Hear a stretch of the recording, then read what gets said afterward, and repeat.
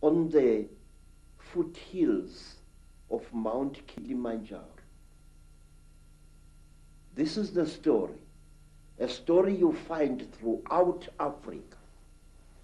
There was once a time when the blue sky was invisible, when the whole world was covered with mist, when you could not see the sun as it is now. You only saw it as a splash of white light moving slowly across the sky. At that time, there was an eternal drizzle every day of the year. At that time, people could not see the stars. People only saw the trees growing, trees which were very, very big. There was no desert at that time, only jungle everywhere where you went. At that time, say, people were what we call in Zulu, ngubili. A human being was both male and female in one body. And out of the sky, one day came terrible objects. They were like gigantic bows made of huge gleaming gold. They were shaped like bows without strings, and they were bigger than the biggest mountains. They came out of the sky bringing great noise, black smoke, and fire with them. And out of those huge objects came them. At that time, sir, human beings could not speak. We had no gift of language at that time. And people had, however, great mental power. A man would go into the bush and, using the power of his mind, actually call out an animal which he wanted to hunt and kill for his children. And the animal would appear and kneel down before the man, and the man would kill the animal and take it home. But when the Chitawuli arrived in Africa,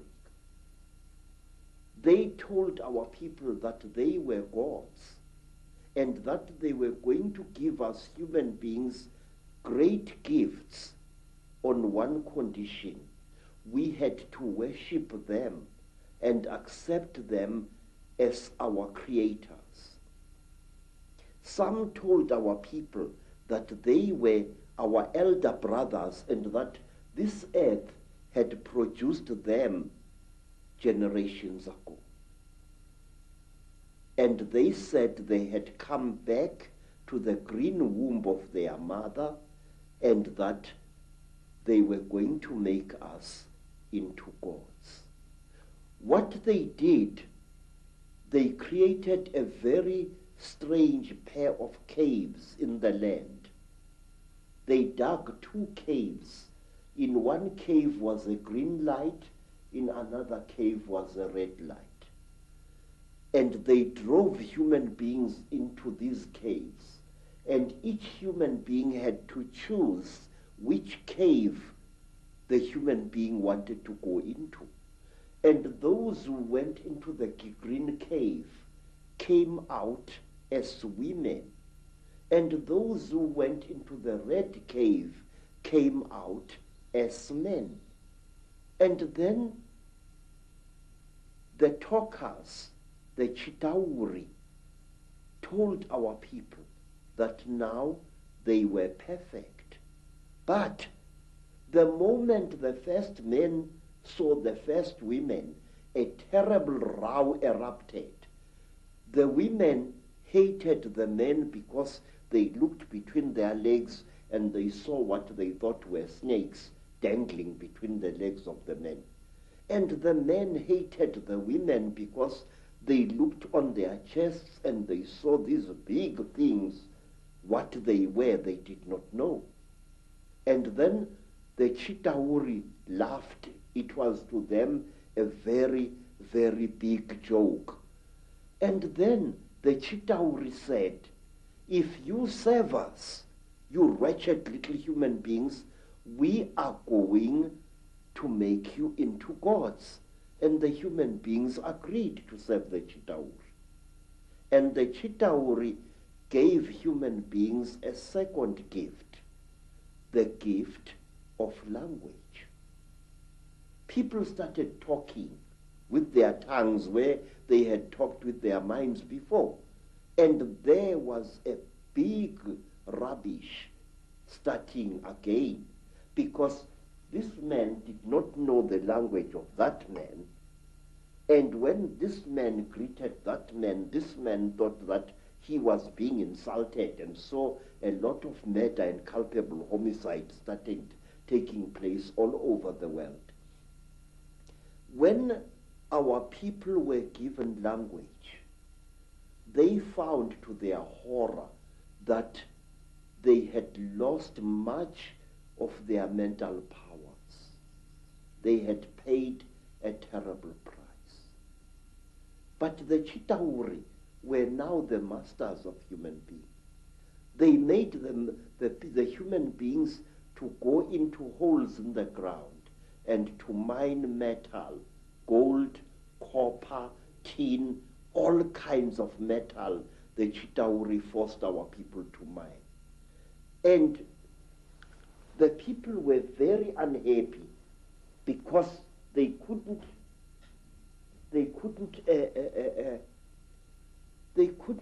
cope with the new sexual differences which were there now between men and women.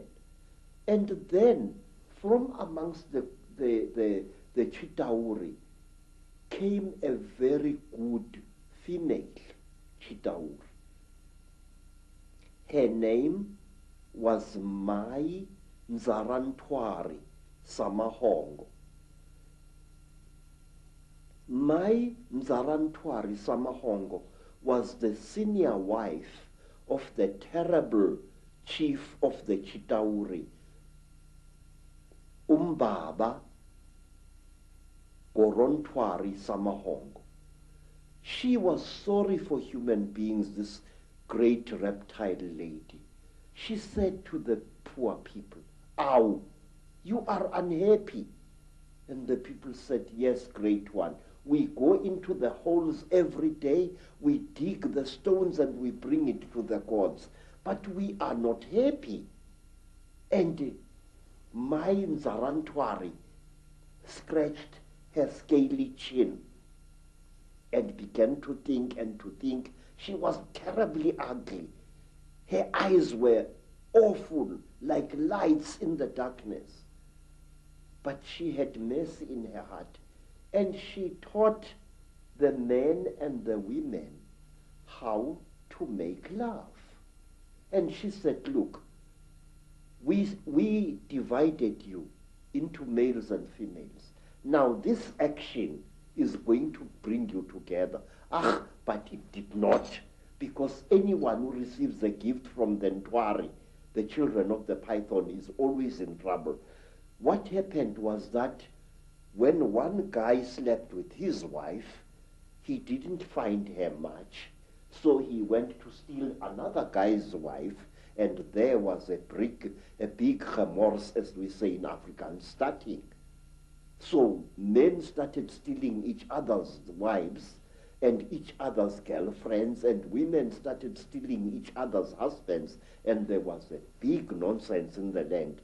And King Umbaba, the terrible lord of the Ntwari, the reptile people, said, "Look what you've done, you stupid old woman.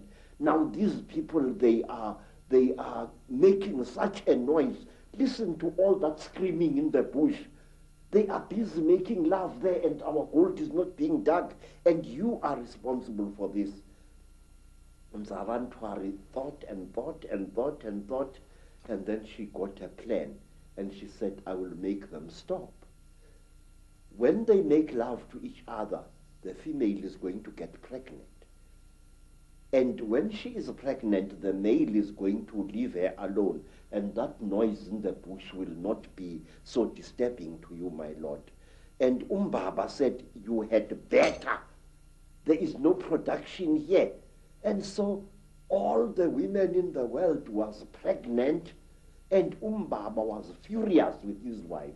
And so it went on and on until one day Nzarantwari activated a black hero called Mweru. And Mweru challenged the great chief of the serpent people to a fight. And he cut off the royal penis of the king of the snake people. And that caused a big war. Mweru ran away. But Umbaba, the terrible chief of the people, caught him and arrested him and brought him to his village. And there, the great chief Korontwari Umbaba said, look, you cut off my thing, and I have replaced it with one made of gold, and I can't make love to my wife anymore. You think too much, you wretched little human being. Now, Umbaba had a terrible nail in one of his hands, a claw. And with this claw, he drove the claw into poor Mweru's nostril, making a terrible hole into his brain, and he started drinking Mweru's brain, and then he threw away the corpse. To this day, sir, we believe that the people, the Chitauri people, they eat human brains. And strangely enough, scientists have found skulls where the human brain has been removed and eaten by someone or something. Well, hearing you speak here, so many things come to mind. First of all, you're saying that telepathy was the key form of communication before the Chitahuli, the reptilians came. Yes, sir. And I guess it's like a muscle. When you use it, it gets more sensitive and more powerful. So the more you use your telepathy, the more powerful your mind got. And then when language came, it almost brought us into this three-dimensional world and disconnected us from that mind power that we had before. Yes, sir. And it's also interesting that the story that you talk about, the language being given, and then the different languages being given. Of course, that turns up in the Old Testament, in the Bible. It turns up in stories all over the world about the fact that we were divided by language, so we couldn't communicate. And as someone who publishes books, I know today how difficult it is to communicate through books when you've got endless different languages. So